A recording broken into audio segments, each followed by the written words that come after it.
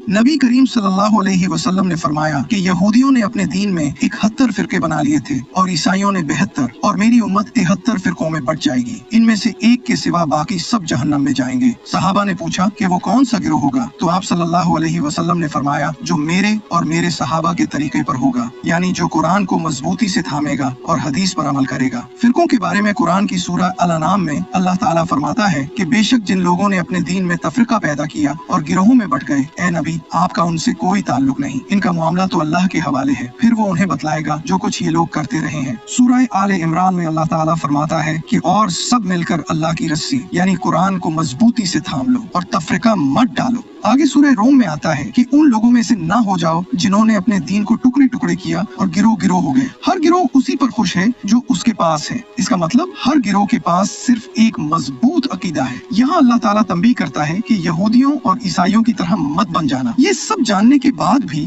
अगर कोई फिरकों में तकसीम रहे तो उन्होंने अल्लाह की नाफरमानी की है। अल्लाह ने एक भी आयत में नहीं फरमाया कि फिरके बनाओ। रसूलुल्लाह सल्लल्लाहु अलैहि वसल्लम की बताई हुई जमात जो जन्नत में जाए जिसने कुरान को मजबूती से थाम लिया। अल्लाह ताला सूरह हज में फरमाता है कि इसी अल्लाह ने तुम्हारा नाम इससे पहले भी और इस कुरान में भी मुस्लिम रखा है। अल्लाह ताला ने हमें कभी फिरका या गिरोह के नाम से नहीं पुकारा। कुरान में हमारी असल पहचान सिर्फ और सिर्फ मुस्लिम है। मेरे भाइयों और बहनों, खुदा के वास्ते उन जाहिल मौलवियों से दूर रहें जो फिरके बनाकर तुम लोगों को जहन्नम में ले जाएंगे। इन मौलवियों की पैरवी मत करो और अल्लाह के किताब को खुद से पढ़ो और सीरत नबी सल्लल्लाहु अलैहि वसल्लम पढ़ो। अल्लाह से डरो, उसकी नाफरमानी न करो। इसके सिवा कोई माबूद और मददगार नहीं। इसका हुक्म है कि फिरके मत बनाओ, बल्कि कुरान एक रस्सी है। इसके धागों यानी फिरकों के बजाय इस रस्सी को मजबूती से जकड़ लो। फिरके एक एक धागे की मानिंद है। बज़ाहिर तो वो रस्सी से जुड़े हुए हैं, लेकिन धागे बहुत कमजोर हैं जो टूट कर जहन्नम में गिर जाएंगे।